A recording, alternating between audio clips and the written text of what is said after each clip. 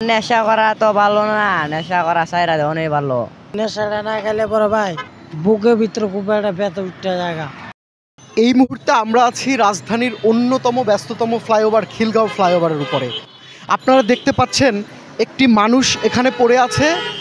দেখলে যে কেউ ভাববে যে মৃত অবস্থায় পড়ে আছে। ঠিক গাড়ি যাচ্ছে শোষো করে, এর মধ্যে পড়ে আছে একটি মানুষ, কিন্তু সে আসলে মৃত না, তার জীবন আছে। কিন্তু সে সাধারণ মানুষের মতো না, সে নেশাগ্রস্ত। সে হচ্ছে ডেন্টারাইট গাম, যেটি পলিথিনে ভরে খায়, আমরা বিভিন্ন সময় দেখি।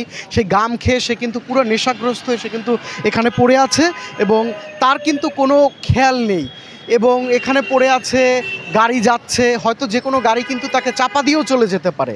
পুরো একদম খুব বাজে একটা অবস্থায় পড়ে আছে এবং পুরো মৃত্যুর মুখে সে কিন্তু পড়ে আছে। যে কোনো একটা গাড়ি পাশ দিয়ে চলে গেলে তাকে না দেখলে পিষ্ট করে যেতে পারে এবং সে মারা পড়ে যেতে পারে। তো আমরা একটু তাদের সাথে কথা বলবো যে কেন তারা আসলে নেশা করে পড়ে আছে বা কী কারণে। নেশা করা তো ভালো না, নেশা করা ছাইরা দেওয়া অনেক ভালো। নেশা করা দেখলাম তো আজকে কি অবস্থা হইলো, রাস্তার মাঝে পড়ে গেল নেশা করতে করতে। অনেক রাতে খাওয়ার থেকে না খাওয়াই ভালো। নেশা কেন করো ভাই নেশা গেল, নেশাটা না খেলে পরে ভাই আমার বুকের ভিতরে একটা চাপ খাইছিলাম, এটা না খাইলে পরে বুকে ব্যথা উঠতে জায়গা। মানে ওই ডেন্টারাইট না খাইলে পরে বুকে ব্যথা ওঠে? না না, এই যে হাড্ডিটা আছে না, হ্যাঁ হাড্ডিটা এলো গাড়ি যে একটা চাপ যে খাইছিলাম, মনে করলেন কি এটা না খাইলে পরা বুকের ভিতরে খুব একটা ব্যথা উঠতে জায়গা। গাম তো খাইলে মানুষ মইরা যায়, ওইটাই এই যে বুকের ভেতর ওইটা পচে যায়, নষ্ট হয়ে যায়। তাহলে তোমার খাইলে পরে বুকের ব্যথা কমে, এটা কোনো কথা? আমার বড় ভাই দেখতে পারে না, আমার বড় ভাই দেখতে পারে না। আমার মনে করলেন আপন বলতে কেউ নাই। ঘরে হলো সৎ মা জ্বালায়, আর ঘরে হলো সৎ ভাই। ওই নেশা পানি করে দেখা ওরে কেউ দেখতে পারে না। করো দেখা ও দেখতে পারে না, ও তো তোমার সত্য ফাঁস করে দিল, তুমি মিথ্যা বললা কেন?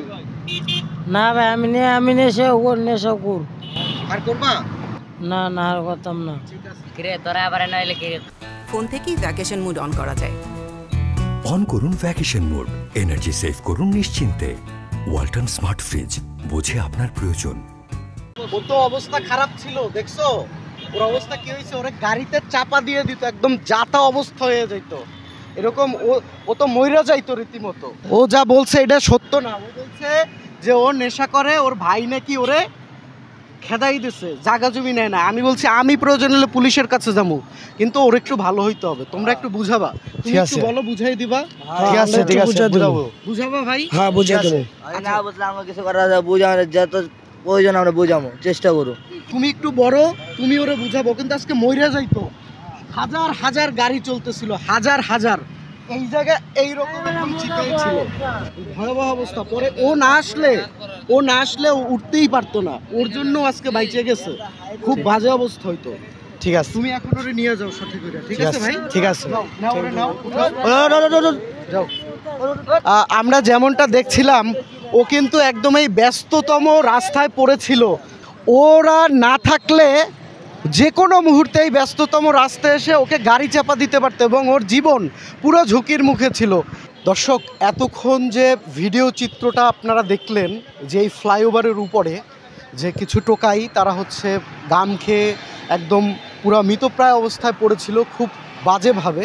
কিন্তু আমি যে বিষয়টা বলতে চাই, যে এই যে নেশাগ্রস্ত ছেলে মেয়ে, যে তরুণরা রাস্তায় পড়ে থাকে পরিচয়হীন, আসলে তাদের বিষয়ে কিন্তু এখনও সজাগ হওয়ার সময় এসেছে। আমরা যে আধুনিক স্মার্ট বাংলাদেশের স্বপ্ন দেখছি, সেই স্মার্ট বাংলাদেশ বা আধুনিক বাংলাদেশ প্রতিষ্ঠায় কিন্তু কাজ করতে হলে এদেরকে এইরকম রেখে আসলে সম্ভব না। কারণ একটি আধুনিক স্মার্ট বাংলাদেশ হয়ে উঠবে পারিপার্শ্বিকভাবে সকল মানুষ, সকলের সমন্বয়ে। এই বিষয়ের দিকে এখন মনে হয় প্রশাসন এবং সরকারকে নজর দেওয়া উচিত বলে আমি মনে করছি। Tanvir Limon, channel I.